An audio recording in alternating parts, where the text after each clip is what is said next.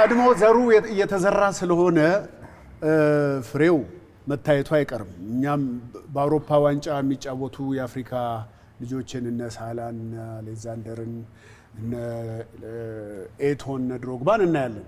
የሚበሉትን የሚከፈላቸውን ገንዘብ በእኛ ብር መንዝረን እየመታ ነው። ልጆቻችን መቼ ነው ከዚህ የሚቋደሱት እንላለን። ለዚህ ደግሞ ኮች ልበላ ኮች ከህፃናት ጋር እየሰራ ነው አሁን እስከማቀው ድረስ እና ይሄ ነገር መምጣቱ አይቀርም። ምን ይታያል? እኔ ብሩህ ተስፋ ነው የሚታየኝ። እኔ ከ2007 ጀምሮ ያው በህግ የተቋቋመ በፒኤልሲ የተቋቋመ ማሰልጠኛ አለኝ። ያው የዞርክ ነው የምትጫወተው፣ የራስ የሆነ ሜዳ የለህም። እያንዳንዱ የእድሜ እርከን ደግሞ ደረጃ ደግሞ በአመት መሰልጠን ያለበት ሰዓት አለ። ያ መሟላት አለበት። እኛ ጋር እዚህ በጣም ታለንትድ የሆኑ ልጆች አሉ። በዚህ ዘመናት ውስጥ እኔ ለምሳሌ 5-6 ዓመት አብረው ከ6 ዓመት ጀምሮ አብረው ያደጉ ልጆችን አንድ ላይ በማሳደግ አንደር 12 የሚሆኑትንና አንደር 15 የሚሆኑ ልጆችን ባለፈው አመት ሚያዝያ ወር እንዲሁ ኢንቪቴሽን ደርሶ ዱባይ ሄደን ከና አያክስ አምስተርዳም፣ ሪያል ማድሪድ፣ ላሜሲያ አካዳሚ በሙሉ የአውሮፓ ክለቦች በሙሉ እንትን አላቸው፣ አካዳሚዎች አሏቸው እዛ እና ከነሱ ጋራ ኢንተርናሽናል ቱር አለ። በዓለም አቀፍ ከቱርክ የመጡ አሉ፣ ከተለያዩ ከአፍሪካ ሀገሮች የመጡ አካዳሚዎች አሉ። በእድሜያቸው በዚያ እድሜያቸው ተጠርተን ሄደን በ12 ዓመት ዋንጫ እነ ባየር ሚኒክን አሸንፈን ዋንጫ ይዘን መጣን። አሁን ሚያዝያ ያለው ታዲያ ይሄ ትልቅ ተስፋ አይደለም? በጣም ደስ ይላል። በ13 እና 14 የሆኑት ደግሞ እንደዚሁ ለዋንጫ ቀርበው ከባየር ሚኒክ ጋራ እንግዲህ ፔናልቲ ላይ ደረስንና እኛ እነሱ 5 ያስገቡ እኛ 4 አስገብተን የብር ሜዳሊያ ይዘን ተመልሰናል። ይሄም ይበል ያሰኛል። የኢትዮጵያ ህፃናት በጣም ይችላሉ። ነገር ግን በእያንዳንዱ ኤጅ ግሩፕ ካቨር መሸፈን ያለበት ሰዓት አለ። በእያንዳንዱ ኤጅ ግሩፕ መሰልጠን ያለበት የክህሎት አይነት አለ። ቴክኒክ የሚባለው ነገር አሁን ድሪብሊንግ፣ ፓሲንግ ምናምን ቁጥራቸው ብትል ምናልባት 15 ልትቆጥርልኝ ትችላለህ። ነገር ግን ቴክኒካል የሆኑ ሙቭመንቶች 94 ናቸው። እናዳንም ምን ያህልም ይሄን ቁጥር አያውቁትም። እኔም አሁን በቅርብ ቀን ነው ሳነብ ያገኘሁት እና ሌላው ዓለም ላይ ለመድረስ ሌላው ዓለም የሚያውቀውን ነገር ማወቅ አለብን። ሌላው ዓለም ላይ ለመድረስ ሌላው ዓለም ላይ የሚሰሩበት አይነት ሜዳ እኛም ማግኘት አለብን። የኛ ልጆች ግን ከማንም እንደማያንሱ ይሄ 100% ነው። ከአንደር 13 የነበረ አንደር 15 የነበረ ልጅ በ13 ዓመቱ ከኛ ስፔን ሄዶ አሁን 15 ዓመቱ ነው። ለሚጫወትበት ኤጅ ግሩፕ ካፕቴን ሆኗል። ከኛ ሄደ ልጅ በጣም ደስ ይላል።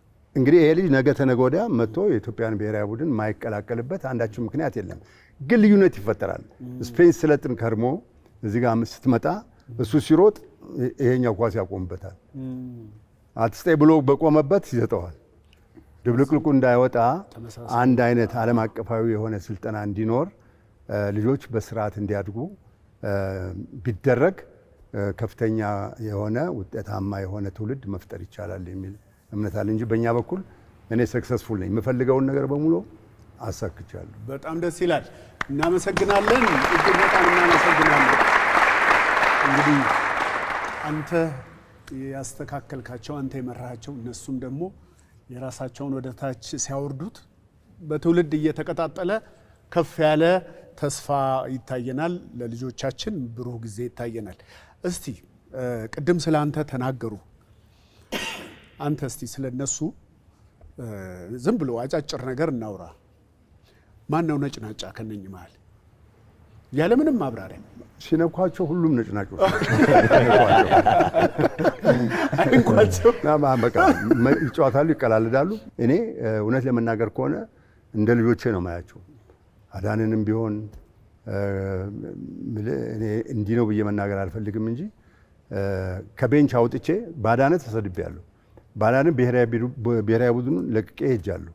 ባላንም ምክንያት ምን ተፈጥሮ ከሊቢያ ጋር እንጫወት ነበር እዚህ ለአፍሪካ ዋንጫ ማጣሪያ እና አንድ ሲዲ አብርሃም ላከልንና ከየመን ሲዲውን ቁጭ ብለን አየን እዛ በፊልምና ሁሉንም ማሰር ትችላለህ፣ ግን አንድ መሀል ላይ የሚጫወት ከባድ ካፕቴን አላቸው።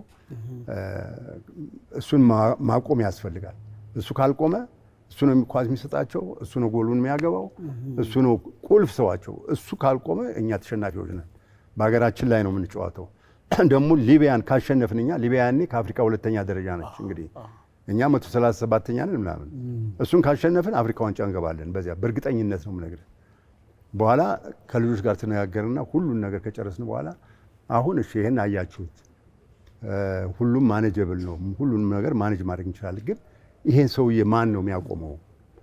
ያኔ ደግሞ ነሐሴ 28 ገደማ ነው፣ ጭቃ ነው፣ ሜዳው በሙሉ ጭቃ ነው። እንዲህ ሮጠህ እግርን ለመንቀል ራሱ አትችልም። በተለይ እንዲህ ቀጠን ያለ ሰው ገብቶ ሊጫወት አይችልም፣ እንኳን ጉልበት ካለው ሰው ጋር እየታገለ ይቅርና። ስለዚህ በሉ ይሄን ሰው የሚያቆም ሰው ከመካከላችሁ ማን ነው ብዬ ልጆችን ጠየቅኩ። ማንም ሁሉም አንገቱን ደፋ።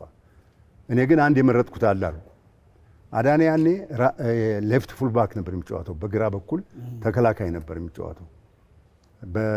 ያላጫወትኩበት ቦታ የለም አዳነ እና ከዚያ ላይ ገብቶ አያውቅም ሜዳ።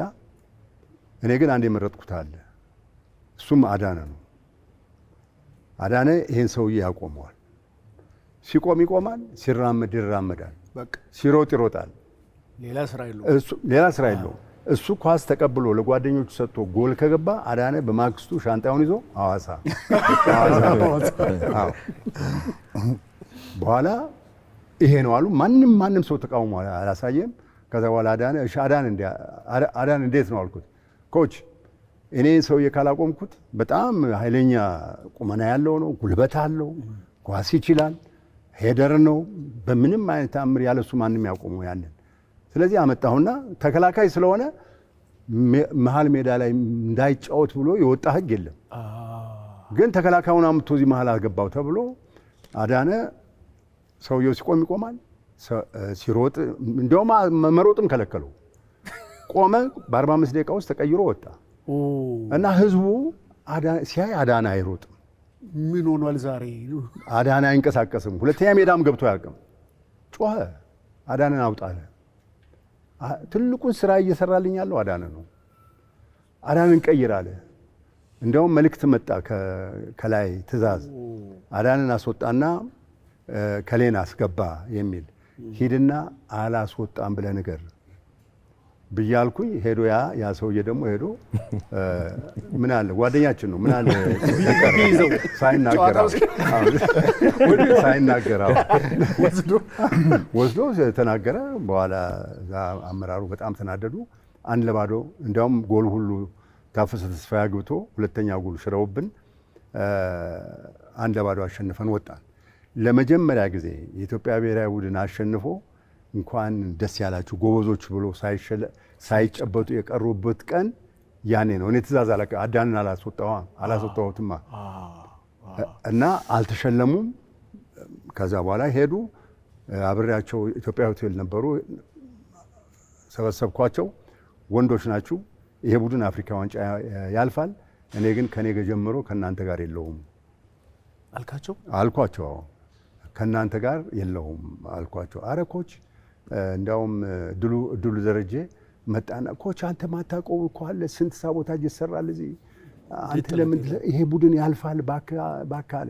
ኖ ግድ የለም ለማንኛውም ነገ ይድረስ ተባለ። ነገ ስብሰባ ተጠራሁኝ፣ ሪፖርት አቀረብኩኝ። ከዛ በኋላ ቴክኒክ ኮሚቴውም እንዴት ነው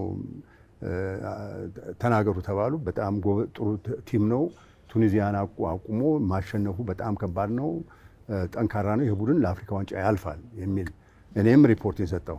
አይ አንዳንዴ ከሰው ጋር ተስማምተህ አትሰራም የሚል ነገር መጣ። ከማን ጋር? ከእኛ ጋር። አይ ከእናንተ ጋር ቱታ እንዲለብሱ ትልቅ ሆቴል ውስጥ እንዲገቡ ሆቴል ውስጥ ገብተው 5 ስታር ሆቴል በቃ እንዲዝናኑ የቲሸርት ምናምን የራት የምሳ ቁርስ እንዲቀያይሩ ሲያሸንፉ በዶላር ወይ በኢትዮጵያ ብር ሽልማት ላይ በዚህ ነው የምንናገረው እንጂ በቴክኒክ በታክቲክ ከእናንተ ጋር ንግግር የለኝም።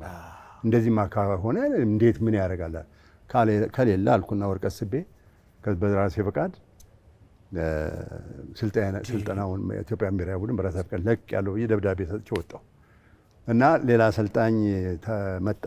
በማነት የምትባል ሀገር ናሚቢያ በታሪኳ ቡድን አሸንፋ አታውቅም። ናሚቢያ አሸነፈችን። በዚያ ምክንያት ሳያልፉ ቀሩ ለአፍሪካ ዋንጫ። ያ ቡድን እንደዚያ አሁኑ ተልከስክሶ ቀረ።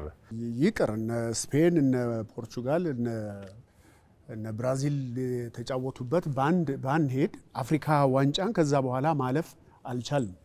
ሌላ 30 ዓመት መጠበቅ የለብንም። ግን ደግሞ አይቀርም በሚሰሩት ነገሮች አሪፍ ተስፋ እንዳለ ያስታውቃል። እኔ ያላልኩት ማለት የምትፈልጉት ነገር ካለ አንዴ ብናስታውሳቸው ደስ ይለኛል። እነማን እንደነበሩ አሁን የተለያየ ቦታ ወደ ቢዝነስ የገቡ አሉ። ወደ አሰልጣኝነቱ የእናንተን ሰምተናል። ዝም ብለን እስቲ ስማቸውን እናስታውስ አንድ ጊዜ። አሁን አሰልጣኝነት ውስጥ ፋስት ትራክ ውስጥ ያሉ ከበረኛ ሲሳይ ባንጫ አለ፣ ደጉ ደበባ አለ፣ አበባ ውጣቆ አለ፣ አስራት መገርሳ አለ፣ አዲስ ህንጻ አለ፣ ሳላ አለ፣ ስዩም አለ። የተወሰነ ሰው ነው የሌለው። ትገናኛላችሁ? እንገናኛለን። እንግዲህ የተባሉትን ጠቅላላ ሀሳቦች ያለብንን ክፍተት ሞልተን እርስ በርስ ተጋግዘን በቅርቡ ደረታችን ላይ እጃችንን አድርገን የዜግነት ክብር የምንዘምርበት በዓለም አቀፍ መድረክ ሩቅ አይሆንም። ይሄንን ጊዜ ስለሰጣችሁ እናመሰግናለን።